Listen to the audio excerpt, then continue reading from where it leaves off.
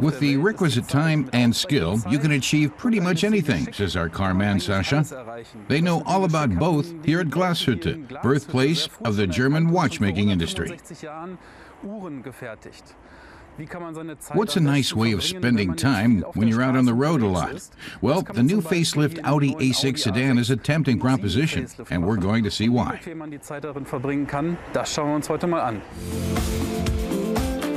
In its native Germany, the Audi A6 is primarily seen as an executive car, competing with luminaries like the Mercedes E-Class and BMW 5 Series.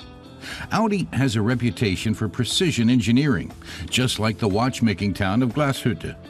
Among the A6's more advanced features is the sat-nav setup, which brings plenty of convenience for long journeys.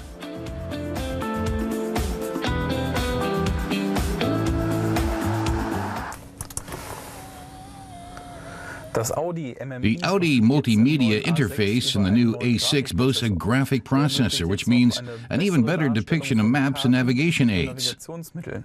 And there's a display directly between the dials as well.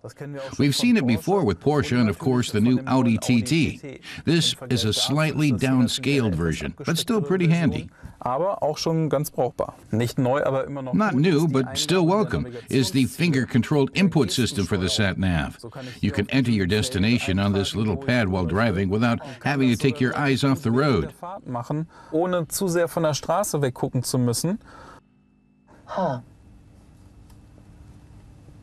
Glashütte. And that's the destination. Sascha tested the 1.8-liter TFSI edition with a 6-speed manual shift. The 140 kilowatts of power take the car from 0 to 100 kilometers per hour in 7.9 seconds, with a top speed of 233. Official fuel economy is 5.9 liters of gas for 100 kilometers.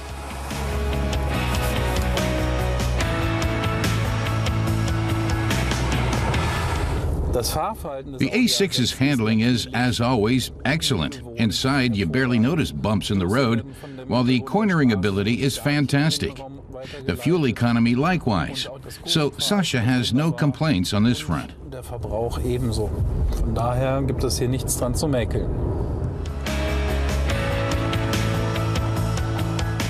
Audi was careful with the exterior modifications, making details such as the side skirts, front grille, and lights slightly edgier. The exhaust tips have a lavish look that fits in perfectly with the rear apron.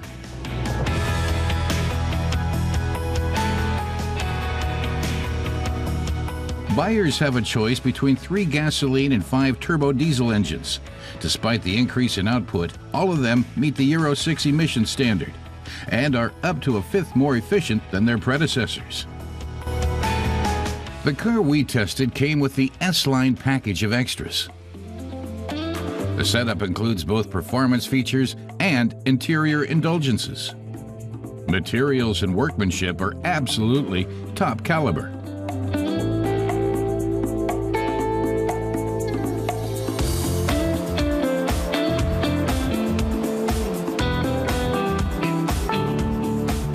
The S-Line package includes a leather-covered multifunctional sports steering wheel, which has a very pleasant feel.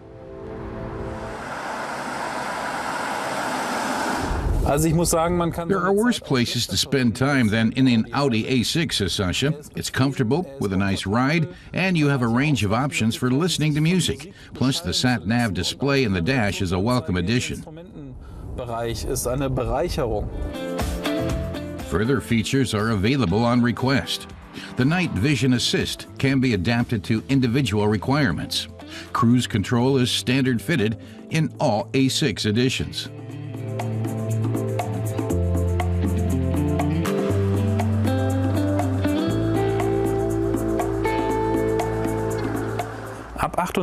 Starting at 38,400 euros in Germany, the Audi A6 sedan is a very comfortable ride, although for the S-Line package here, you'll have to invest a bit more.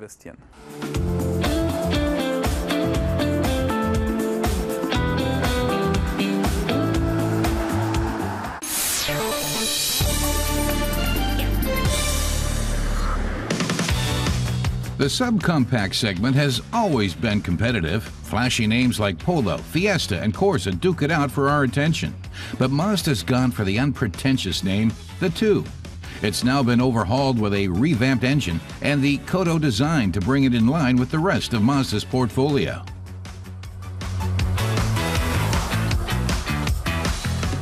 Car tester Matas Kurat says it makes a good first impression. A sleek interior, comfortable seats, a good feel. Not bad for starters. The Mazda 2 comes in 4 engine configurations. One is the Skyactiv D105 diesel.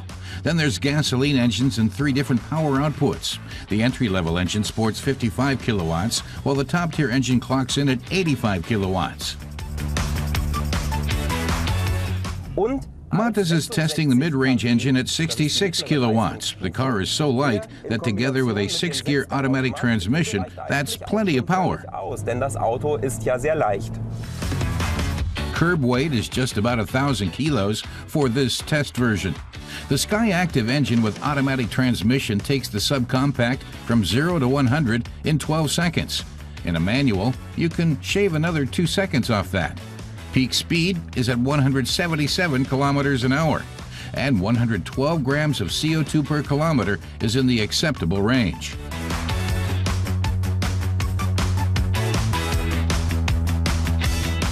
Matas says the Mazda 2 has a good road feel and steering is also nicely responsive. Not bad at all.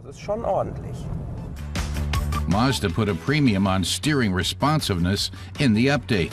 Compared to the previous version, it's more direct and offers better feedback. Coupled with the car's low weight, that makes for a fun ride, even in the city. It's snappy and nimble enough for the urban jungle.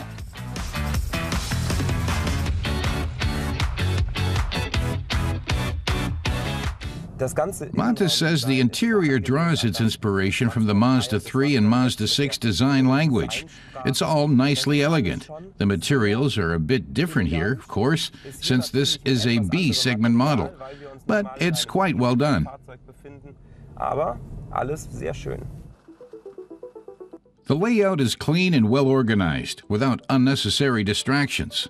The setup lets the driver focus on essentials. In the Sportsline version, the dashboard features a central tachometer. The seats are also nicely comfortable.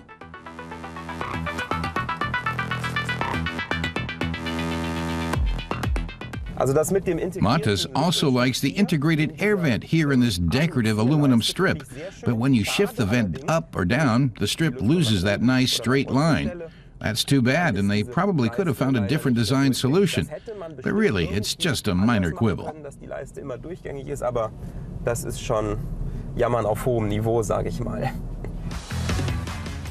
Here in the city, good visibility is also a good thing to have. Mazda's designers have taken that into account too.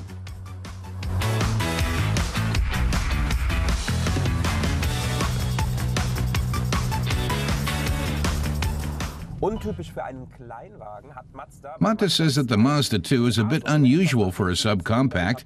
The A-pillar is pulled back a bit. That gives you a longer hood, but it also gives you a good view.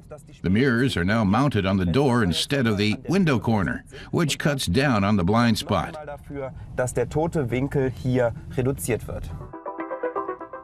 The long front hood is also an elegant design feature that helps set apart the Mazda 2 from the competition.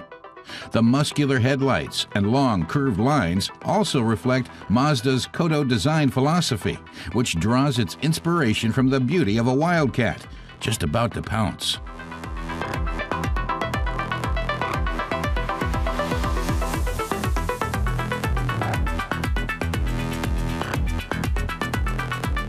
Matas says the Mazda 2 is a global player, both in terms of development and production. It's manufactured in both Japan and Mexico, and it's available on markets worldwide. So this Japanese subcompact will appeal to drivers from Mexico to all the way to India. It's well suited to both city driving and long stretches through the countryside. In Germany, the base price for the new Mazda starts at just under 13,000 euros.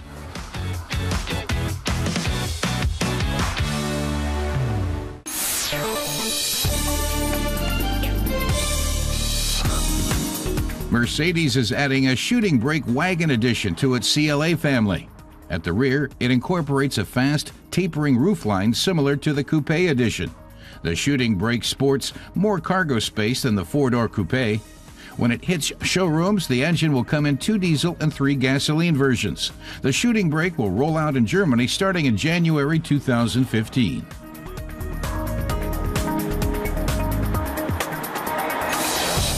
The Karl is the new entry-level model in Opel's fleet. Small and affordable, there are upgrades for people looking for more comfort. The 5-door city car can seat up to 5 passengers. Under the hood, it features a 1-liter 3-cylinder engine that generates 55 kilowatts. The Karl will hit dealerships summer 2015. The sticker price is expected to be some way under 10,000 euros.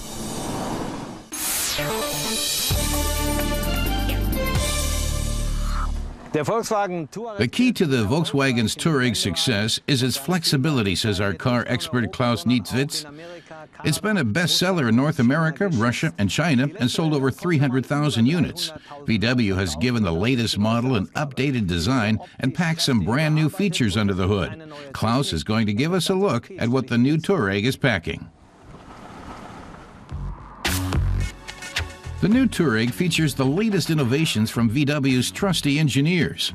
Visually, the look is much the same as older models, but VW has reworked the bumper and added a pair of their new bi-xenon headlights to the package. The biggest changes are under the bodywork. VW redesigned the suspension, the driver assist system, and drivetrain.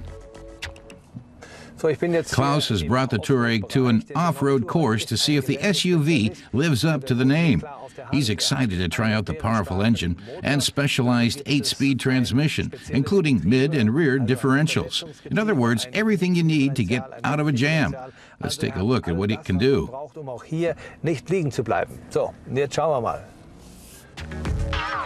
The Touareg really is designed for off-road conditions. If you want to tackle tricky terrain with steep slopes, streams, and bumps, then the €2,000 Terrain Tech package is the right choice for you. This knob is used to lift the SUV using the Touareg's air suspension. It can raise the SUV's chassis by 30 millimeters. That gives the wheels more room to maneuver and can help prevent collisions. Klaus says small hills like these aren't a problem thanks to the air suspension system.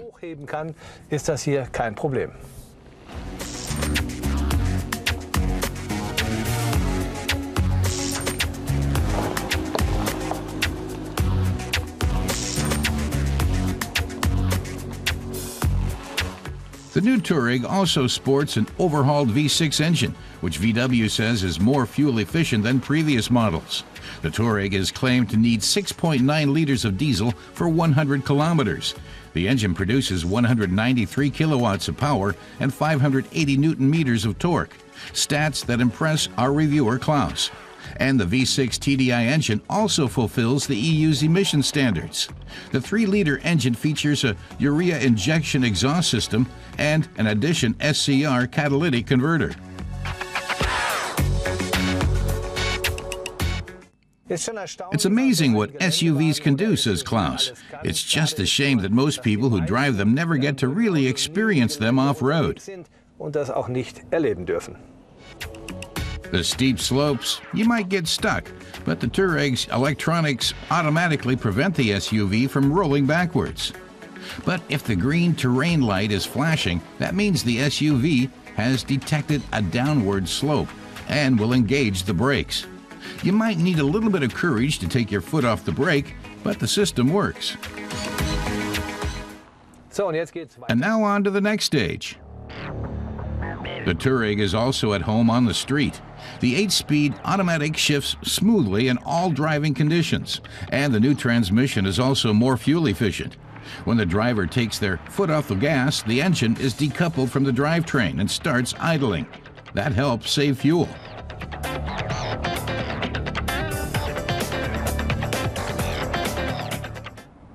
The Touareg gets on just fine on regular roads. It's a sporty, comfortable SUV that boasts really good handling at high speeds outside of the city. It's a safe and good all-round SUV thanks to its all-wheel drive. und bietet auch bedingt durch den Allradantrieb viel Fahrsicherheit. The Touareg drives like a big station wagon that's built for long-distance trips, but the Touareg isn't cheap. Our test model sticker price is just under 58,000 euros. The new Touareg is really an improvement, says Klaus. It offers sound handling on the street and great performance off-road. That's why it's one of the best in its class. Im Offroad-Bereich.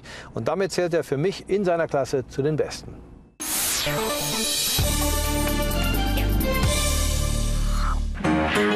Times sure have changed. This early masterpiece of automotive history, invented in 1769, was powered with steam. And this 1954 Mercedes-Benz W196 Streamliner was driven by Formula One race driver Juan Manuel Fangio. But despite its name, it's not nearly as streamlined as the winning car driven by Lewis Hamilton, or this Formula One prototype, co-designed by Sebastian Vettel. Fast cars with loads of power under the hood. That's the order of the day here at the 47th Essen Motor Show. It's where tuning experts meet to present all the latest trends. And the fans are here in force. There's no shortage of celebrities either.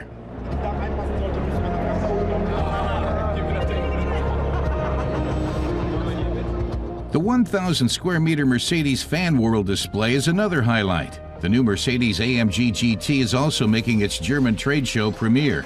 It's only the second sports car developed entirely in-house by Mercedes-AMG. One distinctive feature is the long hood, and those who don't want an off-the-rack sports car don't come up short either. Tuning experts from around the world are here with tips and ideas.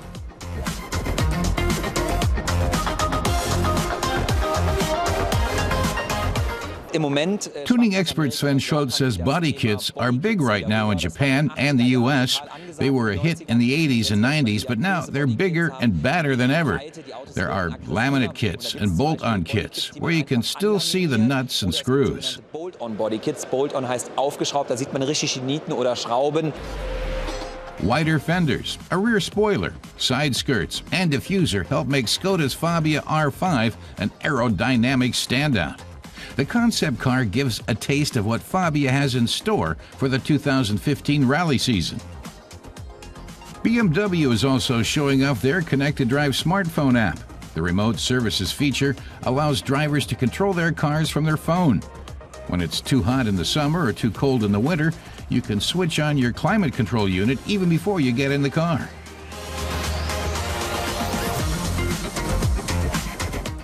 And BMW also presented its M Performance accessories.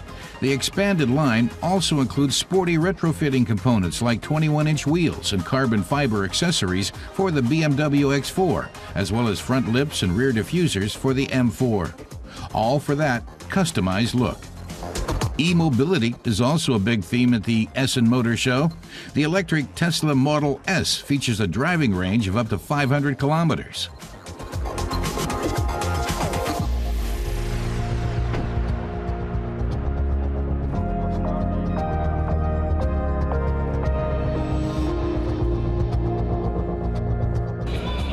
Ford was also on hand with another highlight, the unveiling of the new Mustang in its German premiere. The 50th anniversary edition of the iconic sports car will be available for direct purchase in Europe for the first time ever. The new pony car will be available in Germany in a choice of 2 engine configurations.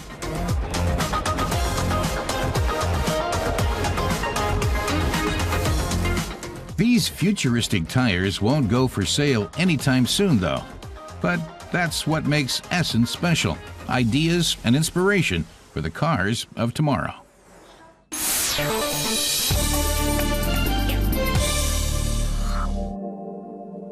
The Vega Facellia was a truly ambitious undertaking. It was envisaged as a challenger to Porsche and Alfa Romeo in the late 1950s. Its young French manufacturer, Facel, wanted to enter a new segment. 1959 saw the launch of a new little Facel called the Facellia. The 2-seater sports car was unveiled to the public at the Paris Motor Show. The The Facellia went down well among well-heeled car drivers, with 1,000 units ordered before the year was out. Being seen behind the wheel of a Facel was very much en vogue. Available as both a convertible and coupe, the Facellia came with a specially designed engine, a 4-cylinder unit with 2 overhead camshafts. The 1.6-liter power plant delivered about 115 horsepower. The Facellia competed in the mid-range luxury sports car segment, says vintage car fan Beat Loy. It was pitted against the Alfa Giulietta and Porsche 356, but its price tag put it out of contention. It ended up costing almost as much as a Jaguar E-Type. On the outside, the Facellia was clearly related to Facel's larger luxury models packing a V8 engine. But the designers gave the little speedster little in the way of the American styling seen in previous models. With or without a roof, it cut a fine figure.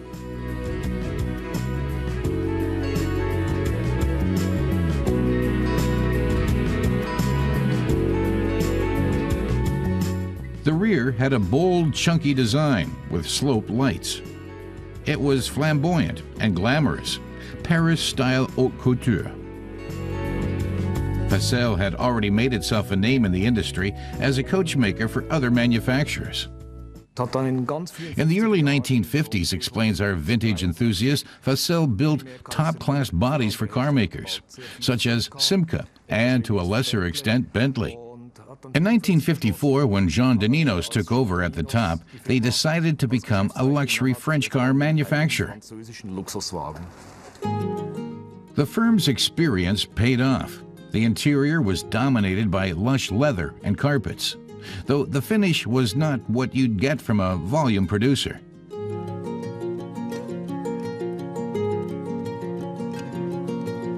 The Facel Vega brand was also known for its dashboards, which look like they're made of wood, but are actually painted metal.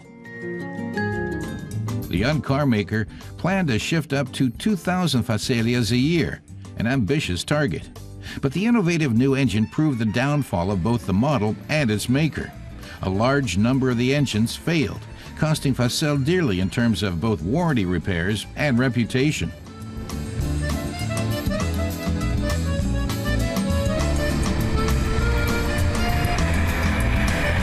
The company decided to install a new superior engine, but it was too little, too late.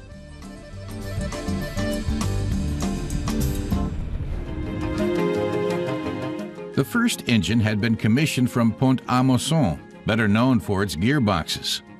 Borrowing from Alfa Romeo, it had 2 overhead camshafts and ample revs. But more aggressive drivers who wanted to get the most out of the 4-cylinder unit were often left stranded with a bust engine. And the switch to a Volvo engine was not enough to save the Facellia. It was a cross between excessive ambition and poor business partnership. Within next to no time, the cars had a disastrous reputation, thanks to the infamous engine. And that meant the end of Facel.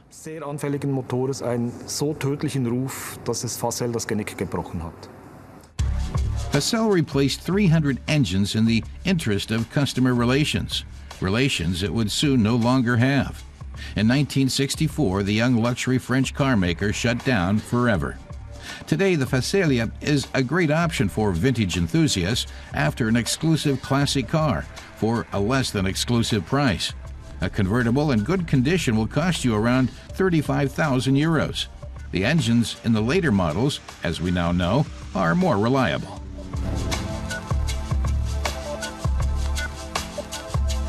A Facellia is ideal if you want a special car that many people will recognize as a Facel, but not the exact model.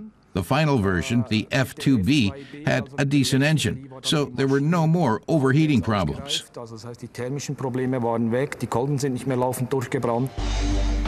Facellia, a diva of a car with a fascinating allure, but no shortage of idiosyncrasies.